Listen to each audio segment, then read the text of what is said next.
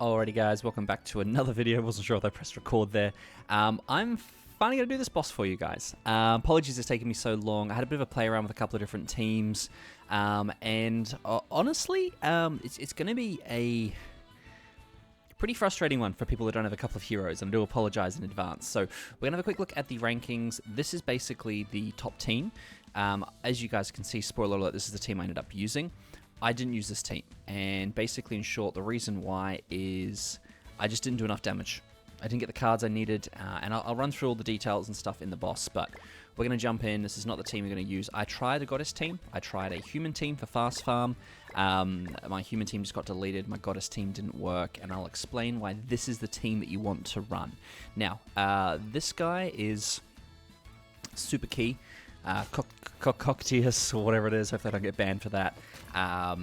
Basically, you get an increase of all stats by 10% for 2 turns when we use a skill, and also we remove debuffs, which is this is the big piece, right? This is the huge thing why you need this guy. You remove all debuffs when the hero uses a skill and inflicts damage. Increase allies' HP by 8% for every debuff as well, so you get a 40% HP increase, which obviously goes very nicely with Gelda, right, who works well off HP scaling. She's going to be a damage dealer for this, and I'll explain why in a second. Freya I have for the applicable basic stat increase, as well as the hero's basic stats, and then the increased stats of all allies as well. So Holy Relic is kind of key here. Cocteus with obviously Holy Relic is super helpful. And then Gelda as well. Now I'm running HP defense on Gelda. I think my top rolls are crit chance and pierce rate. I've got Nanashi in the back, of course, with his Holy Relic is just insane. Then I just have HP defense. Nothing's crazy in the rolls here. Did I just see a very low roll? No. Let's just quickly give this a bit of love. So these are that's fine. These are this is the team I'm running in terms of the card set. Not the right card set even. So the card set I pretty much want to run is increase HP related stats by 5%. That one works. The other one that obviously you have for unknowns is the attack related stats. I don't really like that one that much. It's not really applicable here considering we're pretty much scaling for Gelda off of HP. Like I said, unfortunately, this is kind of the team to run. Obviously, if you guys have made other teams work, please let me know down in the comments and I'll give them a try. I tried this team in terms of a fast farm. My human team just got deleted. I tried goddesses as well, and you just need, because of the Oath of Combat without using LR Liz, and you want to clear within 8 turns, and you clear without using ultimate moves, this is really, this is really the best team.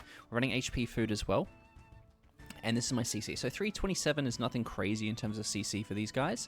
And I scored on top 1.75% at basically 24k points. So yours will be a little bit different if you're on global. Obviously, the competition on global is a little bit harder, so you might get a slightly higher score than this. But I feel like that's pretty good in terms of overall score. So we're going to jump in. I'm going to explain the mechanics and what you want to do.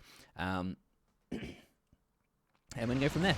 So, in reality, this boss is relatively straightforward, honestly, I would say. If you are looking for high points, this is what we're going to talk about, but if you are looking just for fast farms and quick kills, there is nothing stopping you just from attacking HEL straight away. So you can just go straight in, and then taking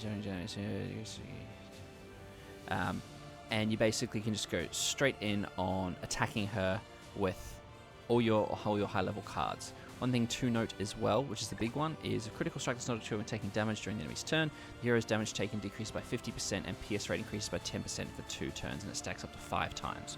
So that's a big annoying piece from this boss. So basically, in short, I can't remember, her crit defense is insanely high too, or crit resistance, sorry.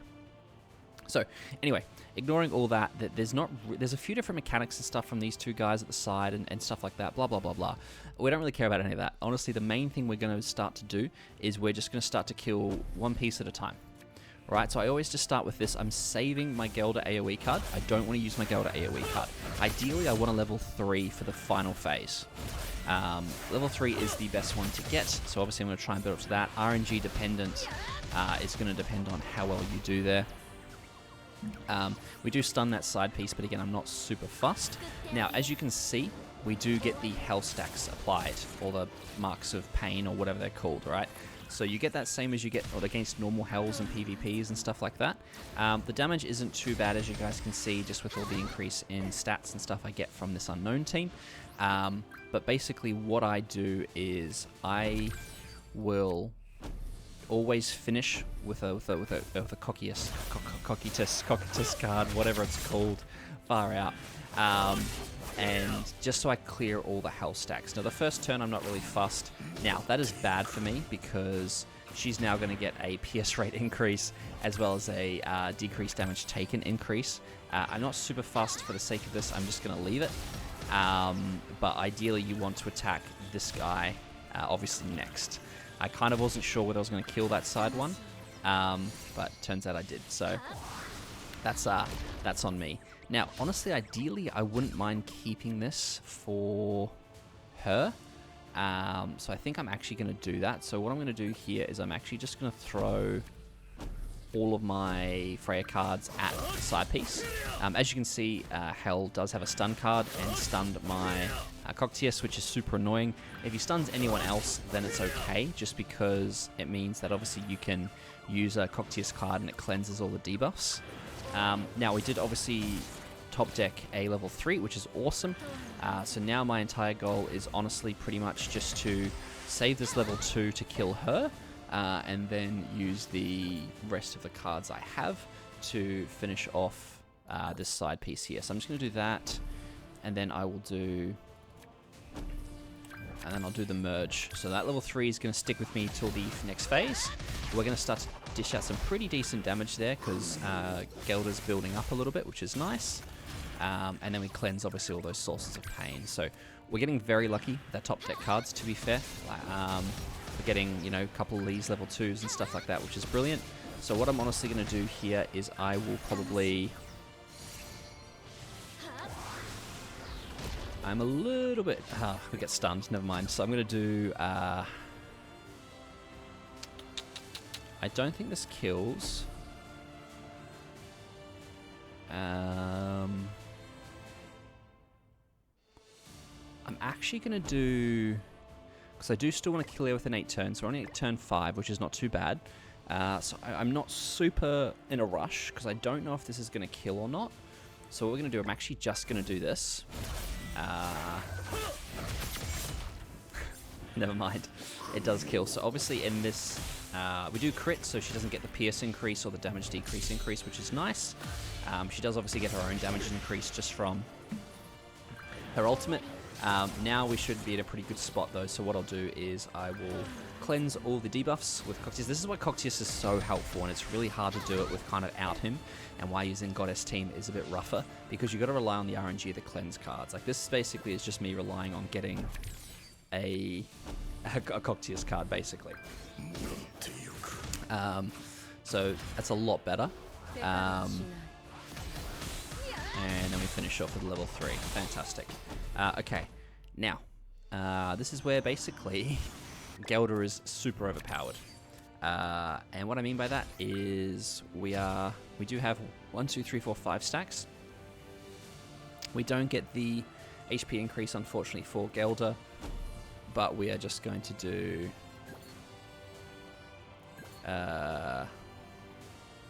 we should kill all the side pieces.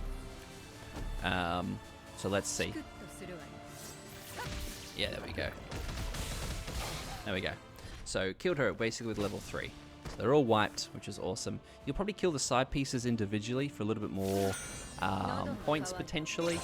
But honestly, you just want to kill that one, and there's 23,460, right? So I obviously didn't defeat with Goddesses. We didn't remove 20 debuffs with the Purify skill, but we still got a really high score just based on how much stats we have, and obviously the team we've pulled together. So this team does work insanely well, just because obviously you get the basic stats, you get the Nanashi passive, you get Coctius boosting HP, and then Gelder does the damage. Like I said, this is kind of ideally the team you want to run with, right? Now obviously if you don't get a level 3 Gelder card, you can use, you know, a couple of, I've done it with, I think, 2 level 1s, or you can also do it with like a level 2 and a level 1. Depends a little bit on your RNG and how you go, but that I find is the easiest way to clear through it and get some decent points. Obviously it does rely a little bit on having Freya Holy Relic, Gelder, and then Nanashi, Holy Relic, and Coctius. Like it is a pretty specific team. You can obviously run a Goddess team. I've tried this team. It doesn't really work just because you've really got to rely on a cleanse card from Margaret, and it makes it a lot more difficult. Rather than this, obviously, if you don't care about the Oath, you could run Liz, but then you lose the Oath of Combat, which is another 15%. So it can get rough out there if you are not running this team. Alternates for this team, it is difficult. But obviously, if you want to run, you can maybe run Tyr here instead. I haven't tried it, but you could potentially do it. Thor might not be the worst option in the world as well. Anything that basically can help increase your basic stats of the team. I mean, you could even maybe try Glass, I'm not sure. So like have a play around with a couple of different unknown teams. If you guys have any teams you want me to try, let me know down in the comments below, and I will definitely give that a crack for you. Sorry it wasn't super necessarily free to play friendly, or friendly in terms of different teams and stuff like I usually do, but I found that this team is just by far and large just absolutely the best team to run, unfortunately. So let me know what you guys think, let me know down in the comments below, and as always, thanks for watching, and I'll catch you guys in the next one. Cheers.